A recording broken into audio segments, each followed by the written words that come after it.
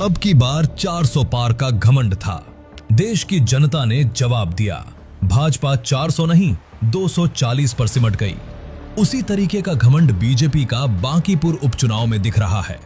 BJP को लगता है कि बांकीपुर उनका गढ़ है, जागीर है। भारतीय जनता पार्टी बांकीपुर गढ़ है।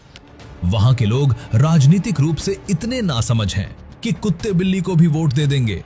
इतना बड़ा अपना बंधुआ मजदूर समझ रहा है कि कैमरे पर कहता है कि हम लोग कुत्ता बिल्ली को भी खड़ा करेंगे तो बांकीपुर की जनता हम ही को वोट देगी। इस अहंकार को तोड़ने के लिए एक बार हराइए, आपको अपने आप असर दिखेगा। बीजेपी सत्ता के अहंकार में डूब गई है, घमंड में इतना मदहोश हो गई है कि बांकीपुर की जनता का अपमान करने लगी है। लेकिन बीजेपी वाले ये भूल गए हैं कि लोकतंत्र में जनता मालिक होती है और सत्ता उसकी सेवक। बांकीपुर की जनता बीजेपी के इस अहंकार और घमंड को बर्दाश्त नहीं करेगी। अब ये बांकीपुर की जनता के आत्मसम्मान की लड़ाई बन गई है। बांकीपुर की जनता बीजेपी के इस अहंकार को लोकतंत्र की ताकत से जवाब देगी, अपने सम्मान और उज्जवल भविष्य के लिए वोट करेगी।